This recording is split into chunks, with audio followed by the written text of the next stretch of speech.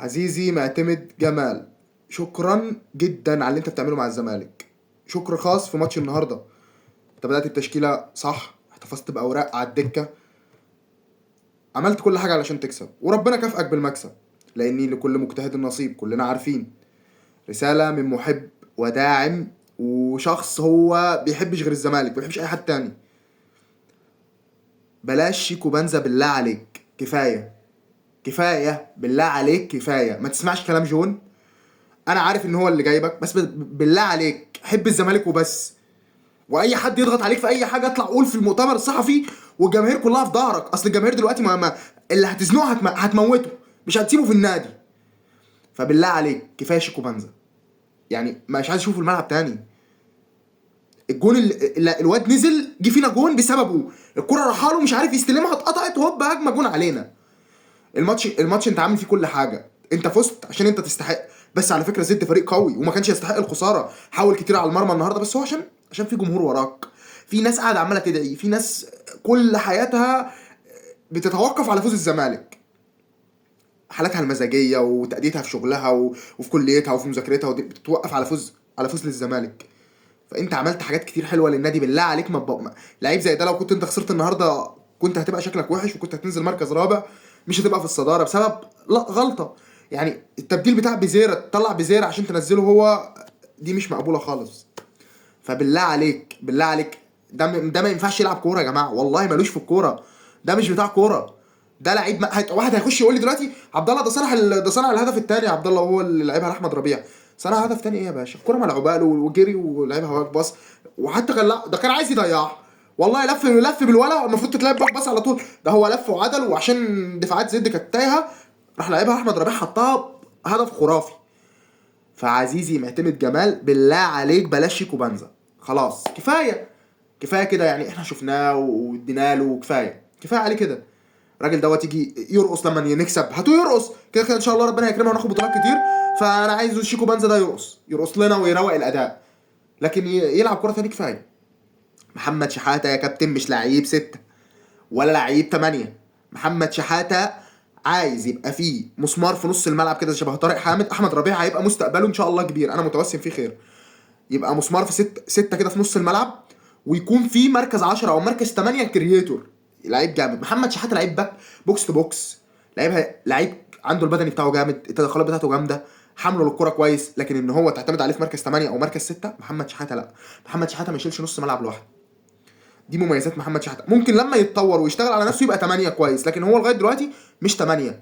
فبلاش محمد شحاته، لان نص الملعب مش، بلاش محمد شحاته في التشكيل، بلاش محمد شحاته وعبد الله السعيد ومحمد السيد، بلاش. لازم يبقى في لعيب بيحمي دول. عبد الله السعيد كبير في السن، مش هيروح ويجي ومش هيدافع وهيهاجم. عبد الله السعيد دوت عايز ينزل كده على الرايق، ينزل ياخد الكرة ويسلمها على طول، وهو واقف من غير ما يجري ما يتحرك، ما عندوش بدني خلاص، هو جاب اخره. الراجل كتر خيره عنده 41 سنه ولسه بيلعب، وده دليل على فقر المواهب عندنا. احنا ابيض ابيض يا باشا، ابيض على الابيض، ما عندناش، احنا ما عندناش خالص. ف دي تاني ملاحظه، محمد السيد مش لعيب 6. عدي الدباغ ما يقعدش يا كابتن، عدي الدباغ ده حته لعيب في الربط. انت حطه، خليه هو وبزيرة يلعبوا في المنطقه اللي هي تحت ده، تحت المهاجم، تحت ناصر منسي، هما الاثنين مع بعض، واحد يمين وواحد شمال. واحمد شريف ما يشمهاش تاني كفايه، يعني مش ما يشمهاش، ينزل على فترات لكن ما يبقاش هو الاساسي. احنا خلاص اقتنعنا بفكره الموسم ده ان احنا ما عندناش جناح شمال. الاهلي مش شايف، والله الاهلي ما فيش. اتفرج كده على ماتشات الاهلي ما عندوش، ما فيش خالص. المدير الفني اللي هم جايبينه ده فيستك، واللعيبه بتلعب علشان هي مجبره تلعب، لكن اللعيبه مش عايز تلعب، ما فيش روح. الروح عندك انت، استغل ده البطوله بتاعتنا، احنا اخر بطولتين واخدينهم كان الكيد مقفول. صدق وخلي اللعيبه تصدق.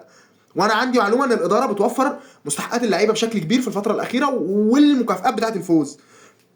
صدق ان انت هتقدر تاخد الدوري، خلي اللعيبه تصدق ان هي هتقدر تاخد الدوري ان شاء الله، الدوري بتاعنا. والجماهير اللي وراك دي ما ينفعش تروح زعلانه.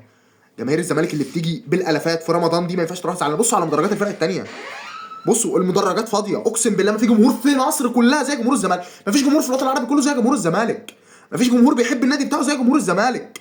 احنا بنحب النادي بشكل مختلف، انت تلاقيك بتخسر هتلاقينا بنيجي، بتكسب هتلاقينا بنيجي. انا عمري ما رحت الاستاد، نفسي ان شاء الله هروح الاستاد قريب، بس يعني الجماهير اللي بتروح دي ما ينفعش تروح زعلانه، الناس دي بتديك باور رهيب. انتوا شفت في ماتش الكاس قصاد سيراميكا لما الجماهير كانت غايبه، اللعيبه ما كانتش بتلعب، اللعيبه تحس ان هي كانت مطفيه، ما كانتش منوره. اللعيب اللي يجيب جون والجماهير تقعد تهتف باسمه وشعارات ويحفزوا، والاخر دقيقه صوتهم عالي ومش فارق معاهم. لما جه فينا الجون انا قلت انا هديت والله وزعلت وخفت وقعدت اشتم في شيكو بانزا والدنيا بس كان عندي حته كده ان احنا هنجيب جون ونكسب. وكمان سمعت الجماهير في الملعب العب يا زمالك، في روح، في تاكتكس، في لعب، في كوره. فاستغل ده، استغل ضعف المنافسين. مفيش اصلا بيراميدز هو اللي بتنافسك على الدوري، وبيراميدز هتقع، وان شاء الله الماتش اللي جاي هنكسبهم باذن الله بالروح. اصل مش اقول لك على حاجه، انتوا عشمتونا وهي كده جنون جنون بجنون بقى يا جماعه ناخد الدوري. اصل ما فيهاش اللي بيحصل ده جنون، فكملوها جنون جنون للاخر بقى وجيبوا البطوله تحطها في 100 عقبه في الدولاب عندنا ان شاء الله. انتوا من الاول الظروف اللي احنا فيها لا اصلا تخليك تنافس في السبع الكبار. المفروض الظروف اللي انت فيها دي كوره الف ب كوره كده ومنطق وموارد وكده، انت بتنافس على الهبوط. يعني مش بتنافس على الهبوط في السبعه اللي تحت باللعيبه اللي عندك ديت والمشاكل وضعف الموارد وان الاداره ما فيش فلوس وكل ده. انت في السبعه اللي تحت ما بتنافسش اصلا في اللي فوق خالص. انت بقى مش مع شعبة الاهلي وبيراميدز وسيراميكا وزد والجماعه اللي معاهم فلوس دول، لا انت المفروض تحت بتحاول تحافظ على بقائك في الدوري. فاللي بيحصل ده معجزه. انتوا اللي خليتونا صدقنا. فبالله عليك يا كابتن ركز الفتره اللي جايه. انت النهارده لعبت ماتش كويس احسن من ماتش الحرس بكتير، لان ماتش الحرس ما كناش بنعمل حاجه. بالله عليك يعني انا والله ما عنديش كلام اقوله لك غير كده. بالله عليك بس ما تجاملش حد، ما تقفش في ظهر حد.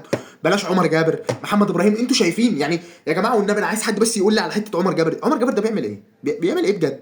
ما حدش يخش يقول لي ده كابتن نادي الزمالك. كابتن نادي الزمالك بايه؟ بيعمل ايه؟ عمر جابر ما لعبش غير موسم مع زيزو قبل ما يمشي، اللي هو دخل الجيم وعمل وبتاع وكان بيلعب كوره وكان بيعمل حاجات اقل من الطبيعي للباك، بس احنا عشان متعودين منه على زفت فقلنا الحق عمر جابر مستواه اتحسن. يا جماعه عمر جابر ده عدى ال 30 بكتير ومفيش منه رجع خلاص. كل سنه وانت طيب. لعيب يبقى دكه اللعيب ويتقبل ده، ولو زعلان واتقمص يا باشا عاقبه وقعده. مفيش حد دلوقتي فوق الزمالك يا جماعه. العيال الصغيره اللي طلعت تشيل النادي ديت لازم تتكافئ. العيال الصغيره ديت ما ينفعش حد فيهم يقعد تاني دكه. لا محمد ابراهيم وايشو والخضري ويوسف الفرنسي ومحمد السيد، اللعيبه دي ما ينفعش. اللعيبه دي لازم يتعمل لها عقود محترمه، لان اللعيبه دي هي مستقبل نادي الزمالك. ويرسي مبدا في الفريق، اللي هيتعب وهيجتهد هياخد مكان الاساسي، سواء بقى كبير سواء صغير سواء نجم سواء لسه جاي ما حدش يعرفه. احنا ما عندناش كده، احنا عايزين نكسب. فانا يا كابتن امشي بمبدا اللي تكسبه العبه. ما تقولش علشان خاطر فلان ولا عشان لا مالكش دعوه بحد، سيبك منهم كلهم. مالكش دعوه بجون ادوارد اللي يقول يا باشا جون ادوارد دوت اخره يجيب لك الفلوس ويقعد لو في مشكله يحلها. بيدخل في الامور الفنيه دي ما يشوفهاش في اي حته. مفيش حاجه اسمها لاعب محمد صبحي، مفيش حاجه اسمها لاعب محمد صبحي عشان كاس العالم. محمد صبحي ده كان هيخرجنا من الكونفدراليه. كفايه محمد صبحي، مش عايزينه، خليه قاعد دكه يا عم. يا عم ده عواد اللي بيشيلك غلط، انت قعدت وكلنا وقفنا في ظهرك وسيبنا اللاعب. خلاص بقى يبقى محمد صبحي هو رخر. مش المهدي ماشي كويس سيب المهدي، سيب طول ما هي ماشيه ما تلعبش فيها. محمد ابراهيم بيلعب بيأدي يبقى تسيبه هو في مركزه وما تبدلوش بعمر جابر. فتوح ده حته لعيب في نص الملعب، حته لعيب حكايه وبنتايج قفل لك. رجعت الفرقه والفرقه لسه هترجع. ومحمود جهاد الشهيد محمود جهاد لما ربنا يرجعه بالسلامه ان شاء الله، اللي هو مش عارف امتى هيبقى بديل كويس لاحمد ربيع لما يبقى ماتش سهل يلعب. ويا رب نستمر ويا رب ناخد بطولات. وانتوا خليتونا نصدق ونحس ان احنا هنوصل. فبالله عليك يا كابتن بالله يعني بلاش شيكو بنزا، عشان شيكو بنزا ده وقت ما بينزل الملعب انت هتضيع صيام الايام اللي فاتت كلها. شيكو بنزا انا شفته هو نازل انا اشتمت تمام شويه، قلت يا عم مش هيبان في الملعب. مفيش 5 دقايق الكره راحه له. انا اقسم بالله اول ما الكره راحت له واتقطعت منه انا قلت جون. الكره راحه له اتقطعت منه هوب جون. الجون بتاع اخوان الفينا بيتزيرا ده شفت القطمه والحطه اللي عنده من ده اقول له يا بابا محدش عنده. اللعيب ده في الدوري المصري مفيش منه 2. ايوه الصفحات بتقول لك فقوس وبتنجا، لا يا حبيبي ده جامد، ده لعيب جامد. انا كان عندي واحد ما بيعرفش يعمل حاجه غير ان هو الفتنس بتاعه عالي، لا بيعرف يرقص واحد على واحد ولا لا، استبدلته بواحد بيرقص واحد على واحد ولعيب في ربط الفرقه ببعضها حكايه. واتفرج وشوف وانت غيران، ولو جه عندك هيبقى نجم وهتخليه ما فيش منه 2 ووسع البرازيل راح والبرازيل جه. ف يا رب تكمل على خير. بس ان شاء الله الموسم دوت ينتهي بالكونفدراليه والدوري، واحنا عرفنا الزمالك ان هو بيتحدى الظروف الصعبه. الزمالك طول عمره بيكسب في الظروف الصعبه. طول عمر جماهير الزمالك يعني احنا اخر بطولتين دول اقل مثال احنا واخدينهم ايه واحنا موقف لنا كده، ونفس الظروف الحاليه ما كانتش بالحده ديت بس كانت في ظروف شبه دي. الحمد لله على المكسب، الف مبروك لجماهير الزمالك، وتحيه خاصه لجماهير الزمالك لان اللي جماهير الزمالك بتعمله مفيش حد بيعمله. السلام عليكم ورحمه الله.